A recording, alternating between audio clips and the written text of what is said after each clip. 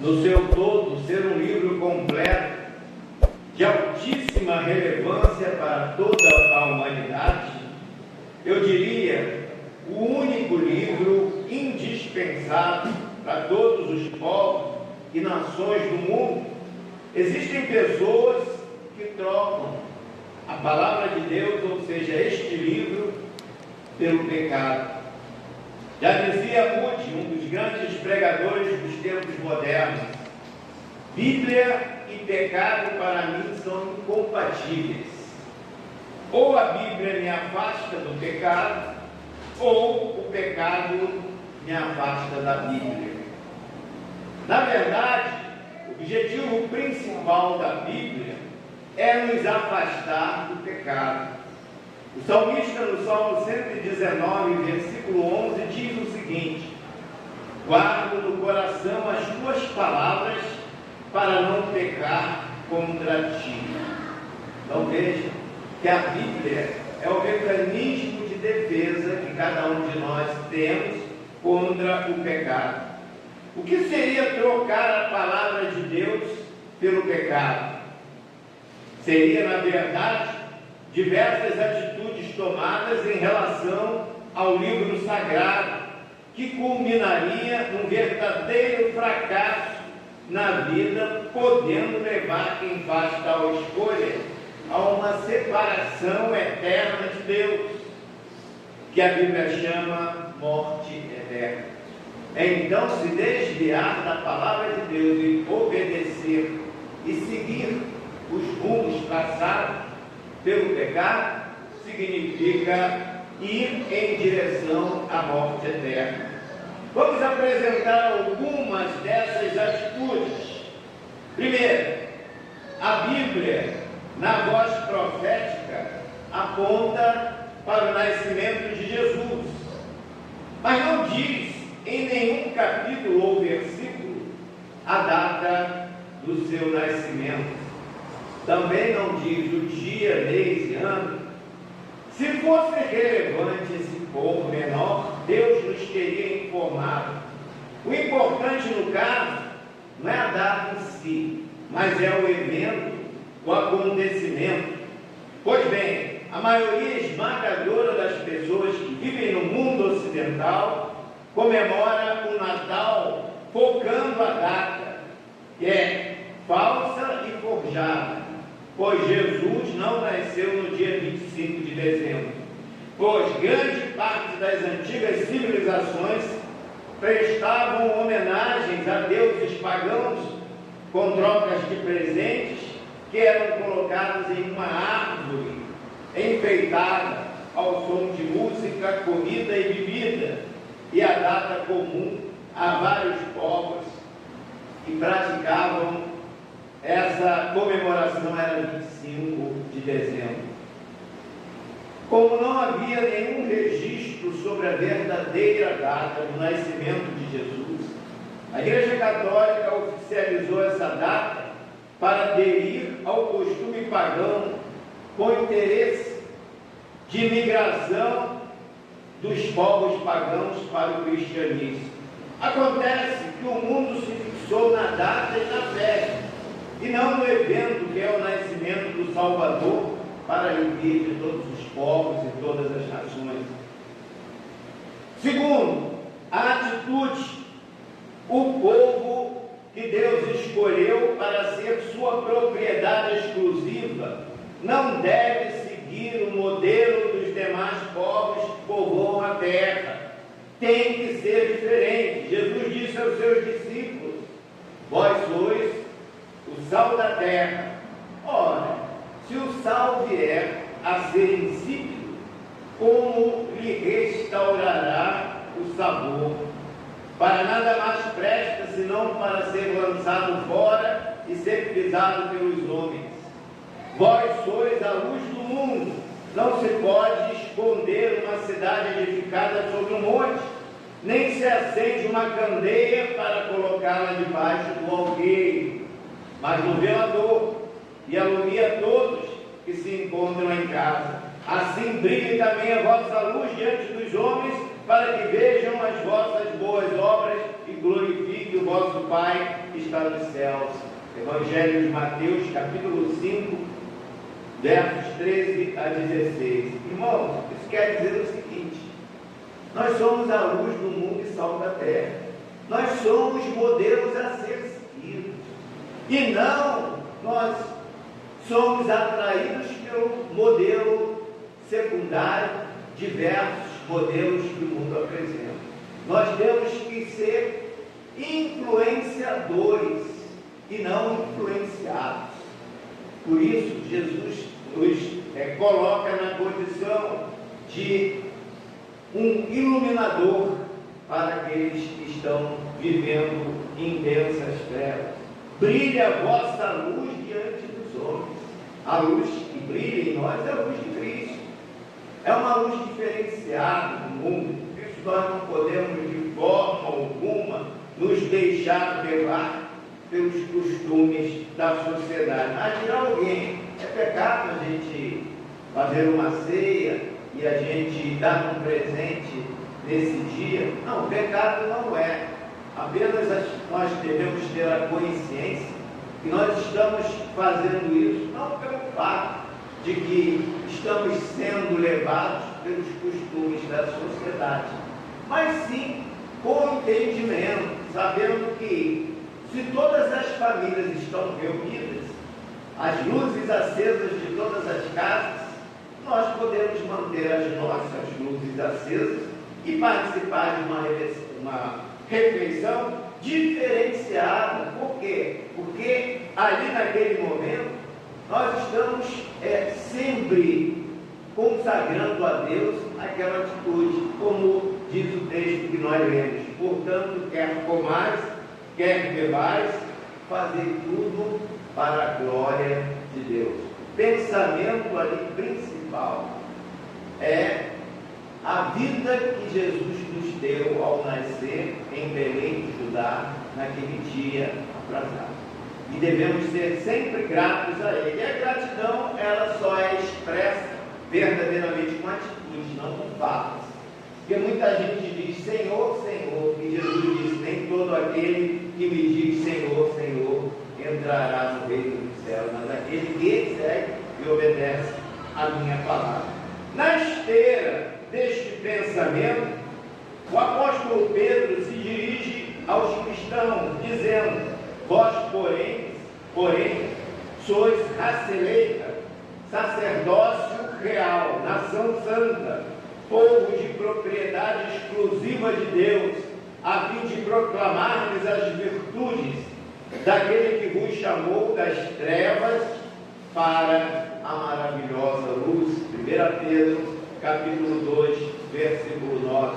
O apóstolo Paulo nos orienta como o povo de Deus deve se conduzir em uma sociedade que só pensa em festa, diversão, comida e bebida.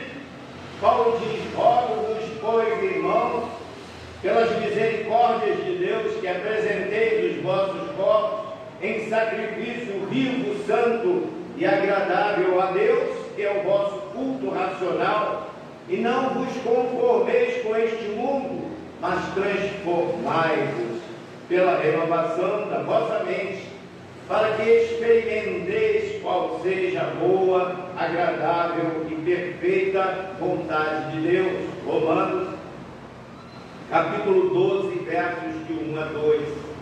A Bíblia diz que quem é de Deus procura as coisas de Deus. Fazer o que todos fazem é seguir ao mundo e não a Deus. O brilho da luz e o tempero do sal consistem na diferença que deve existir entre quem serve e quem não serve a Deus.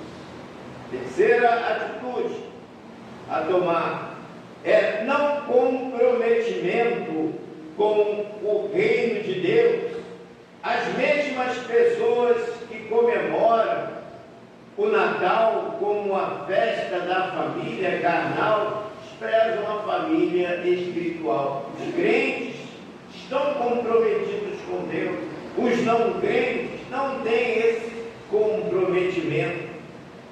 Assim, vamos ver a incoerência. Natal como a festa da família carnal, que despreza a família espiritual que se reúne na igreja. Não é uma incoerência isso? Se Natal é a comemoração do nascimento de Jesus Cristo, o Salvador do mundo, a festa é espiritual e não carnal. E a família a ser considerada é espiritual. Mas qual a família espiritual que nós temos? A Bíblia responde: falava Jesus ao povo, e eis que sua mãe e seus irmãos estavam do lado de fora procurando falar-lhe. E alguém lhe disse: tua mãe e teus irmãos estão lá fora. Maria, mãe carnal de Jesus, e os irmãos carnais estavam lá fora, procuram falar-te. Porém ele respondeu ao que lhe trouxe o aviso: quem é minha mãe? Quem são meus irmãos? E estendendo a mão para os discípulos, disse: eis a minha mãe e meus irmãos, porque qualquer que fizer a vontade de meu Pai Celeste, esse é meu irmão, irmã e mãe. Mateus, capítulo 12, versos 46 a 50. Natal é festa da família espiritual e não carnal, mas infelizmente o mundo não vê como a Bíblia ensina. Por conta disso, escolhe o pecado por desobedecer ao que Deus manda fazer por meio da sua palavra. Em quarto lugar, Natal visto pela sociedade exclui os mais pobres da festa, proporcionando-lhes tristeza por não poderem comprar o básico para a família em meio a um bombardeio de anúncios e propagandas para estimular as compras numa sociedade desigual. Acontece que a notícia do Natal anunciada em primeira mão foi para os pobres e não para os ricos. O anjo do Senhor apareceu para os pastores que estavam no campo para anunciar-lhes boas novas de grande alegria, que seria para todo o povo. Esse fato nos mostra que o verdadeiro Natal não exclui classes sociais. Ele é justo, ele oferece a todos a mesma oportunidade de ser feliz em toda a sua plenitude. Não exclui ninguém de obter essa felicidade. Lucas registra as palavras do anjo: não temais, eis que vos trago boas novas, grande alegria, será para todo o povo, pois na cidade de Davi vos nasceu hoje o Salvador, que é Cristo, Senhor. Evangelho de Lucas, capítulo 2, versos 10 a 11. Natal que traga alegria para todos, indistintamente das classes sociais a que pertencem, só pode ser espiritual. É este o Natal que a Bíblia apresenta como verdadeiro. O sentido do Natal é espiritual e não carnal. O importante do Natal é Jesus ter nascido para salvar a humanidade perdida. Não importa a data do seu nascimento, mas o fato de ele ter nascido. O importante do Natal é que Jesus nasceu conforme a Bíblia havia predito pela voz profética, de que família procederia. Uma virgem o conceberia, sua terra natal seria Belém, seu ministério seria maravilhoso. Ele seria conselheiro de todos. O importante do Natal não é o vinho nem a comida, mas sim o alimento espiritual que recebemos quando lemos a Bíblia e tomamos conhecimento do nascimento de Cristo. O importante no Natal não é ganhar presentes, e sim dar presentes ao principal aniversariante, embora ele não tenha nascido naquela data. Qual seria o presente que Jesus gostaria de ganhar de você no dia do seu aniversário? Uma festa com comida, bebida, muita música, homens e mulheres se divertindo ao sabor do pecado? Ou uma vida de santidade e pureza? Os 365 dias do ano, compromissada com o santo que disse: sede santo, porque eu sou santo. Sede santo em toda a vossa maneira de viver. 1 Pedro, capítulo 1, versículo 15 a 16. Seria coerente vivermos 364 dias no pecado e num dia, único dia, nós prestarmos honra ao nosso Deus? O presente que Jesus quer ganhar não é um dia apenas estabelecido no calendário, mas Ele quer receber todos os dias, porque todos os dias Ele está nascendo em algum coração. Todos os dias Jesus nasce no coração de alguém, e quando isso acontece, a visão do Natal passa a ser outra, porque a pessoa se tornou uma nova criatura, e seu alimento espiritual principal, seu alimento é espiritual e não físico. Certa secretária de uma empresa reservou a tarde para endereçar cartões de Natal que o patrão queria enviar. Formou então 2 pilhas de cartões que refletiam que havia 2 classes sociais a serem alcançadas. Depois de enviar dezenas de cartões aos clientes mais antigos, a secretária perguntou ao patrão: que tipo de cartão devo enviar aos novos clientes?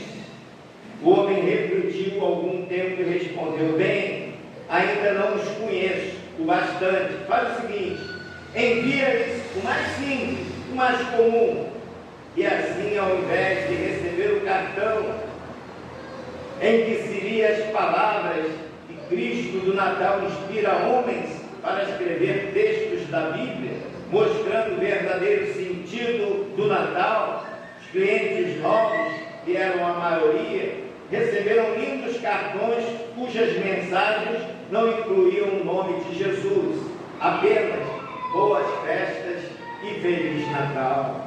A atitude de muitos cristãos de hoje é trágica. Estão dispostos a darem-se por satisfeitos com o Natal físico regado a vinho, champanhe, cervejas, além de comidas e bebidas, num tradicional modelo de festa familiar, mas que na verdade não passa de uma festa pagã. Aliás, o diabo, articulador de todo tipo de entretenimento mundano, continua usando a velha tática conhecida como pão e circo. A política do pão e circo, como ficou conhecida, era o modo com o qual os líderes romanos lidavam com a população em geral, para mantê-la fiel à ordem estabelecida e conquistar o seu apoio. Esta célebre frase tem origem na sátira do humorista e poeta romano Juvenal, vivo por volta dos anos 90 depois de Cristo. No seu contexto original, criticava a falta de informação do povo romano, que não tinha qualquer interesse em assuntos políticos e só se preocupava com o alimento e o divertimento. Essa tática foi um sucesso em Roma e continua sendo nos dias atuais em todo o mundo. Interessante, né? Pão e circo. Comida, que às vezes é oferecida de graça, e divertimento. É a tática que os políticos usam no dia de hoje. Nesses dias de festa vai ter vários palanques, palcos, e pagando fortunas a artistas que se apresentarão, e o povo vai desfrutar de toda aquela festa de graça. É isso? É o que se vê nos dias atuais. O povo fica satisfeito com migalhas que são dadas assim, distribuídas ao povo, e o povo vivendo à míngua, sem desfrutar de uma saúde adequada, sem ter proteção alguma, que está exposto aos meliantes do crime que estão crescendo cada vez mais.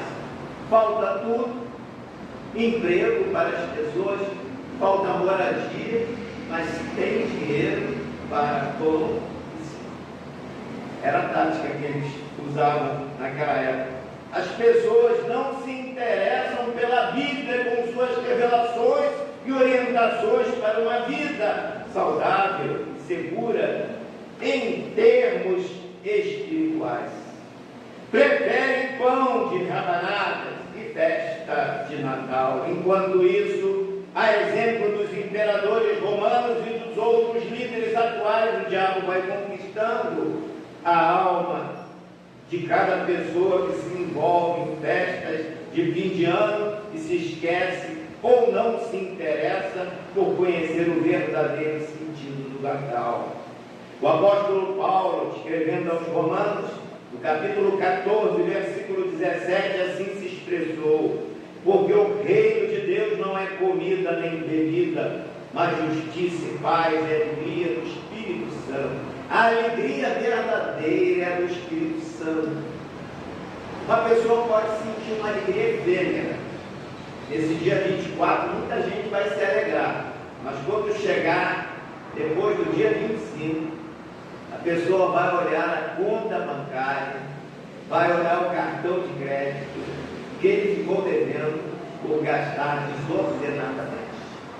Aí ele vai ver a realidade. Quantas famílias destruídas por conta dessa festa, lares destroçados. É festa, é Natal, e o diabo quer destruição total. E as pessoas depois chegam à realidade: Rio de Janeiro, contas a pagar. Quantas contas a pagar? E as pessoas ficam desesperadas. A alegria do mundo é passageira. A pessoa vai assistir um jogo de futebol, alegre, torcendo, cantando. De repente o time perde, ele sai cabisbaixo, triste, mal-humorado, depois desconta aberto em casa com pessoas que não têm nada com uma história. Não é verdade? A pessoa gasta fortunas para ir a um lazer, a um passeio, aí depois cai na realidade: gastei demais, não deveria ter gasto tanto, tem que pagar essas contas, fica a noite sem dormir. A pessoa vai desafogar seus problemas na bebida, fica alegre por causa daquela bebida. O vinho entorpece a pessoa, esquece de tudo, mas depois volta à realidade. Aí é mais duro para ele depois enfrentar os mesmos problemas que haviam antes, acrescidos dos problemas causados por aquela experiência nociva à sua saúde. Meus irmãos, Jesus disse aos seus discípulos: uma comida tenho para comer, que vós não conheceis. Evangelho de João, capítulo 4, versículo 32. Que comida é essa que os próprios discípulos não conheciam? O próprio Jesus lhes disse: a minha comida é fazer a vontade daquele que me enviou e realizar a sua obra. Fazer a vontade de Deus e realizar a sua obra é priorizar os trabalhos da igreja, é priorizar o reino de Deus e não ir atrás de outros interesses que nada tem a ver com o reino de Deus. Jesus disse: trabalhai não pela comida que perece, mas pela comida que permanece para a vida eterna, a qual o Filho do Homem vos dará. Evangelho de João, capítulo 6, verso 27.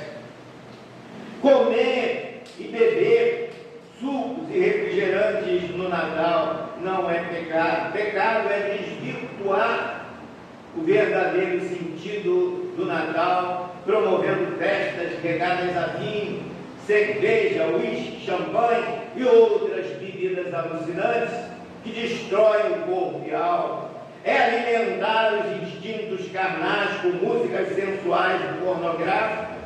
É comer além da conta e depois passar mal. Eis aí algumas orientações bíblicas sobre o comer e o beber.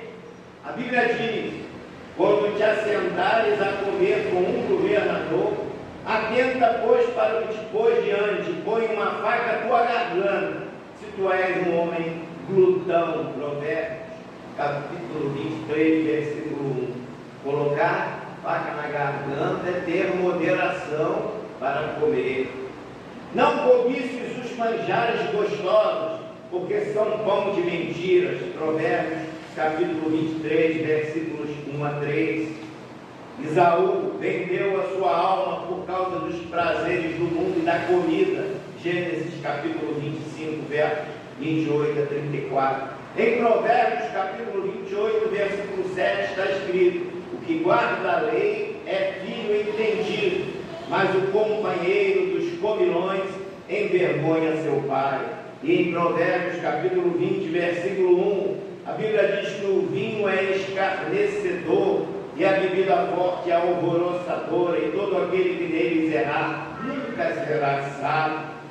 E mais adiante ele prossegue: não olhes para o vinho quando se mostra vermelho, quando resplandece suavemente no seu fim, morderá como a cobra e como o basilisco picará. Teus olhos olharão para as mulheres estranhas e o teu coração falará perversidade. Quando a pessoa fica embriagada, ele perde a noção de tudo. Mexe com mulher casada, abusa de mulheres novas, enfim. Se torna valentão, pensa que pode fazer o que quiser. A Bíblia deixa a pessoa inteiramente desprotegida. Perde completamente o senso do que é certo, do que é errado. Falará perversidade. Aí ele diz: para quem são as queixas, os aios, os pesares? Para quem são as feridas sem causa? A resposta é: para os que bebem. Meu Deus! Todos os viciados em drogas e bebidas começaram a ser atraídos pela primeira porção ou pelo primeiro gole.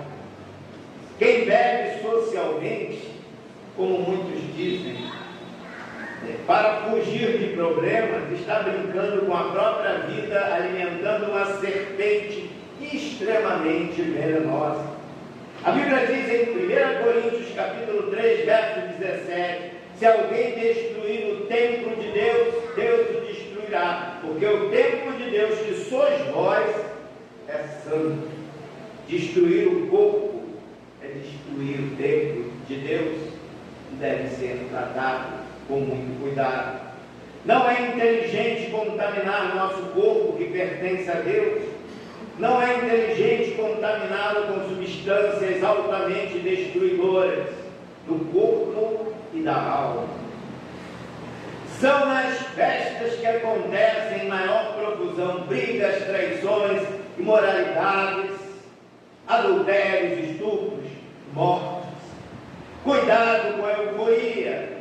Certo homem começou a beber licor e habituou-se de tal modo que, quando se embriagava, perdia quase por completo o juízo.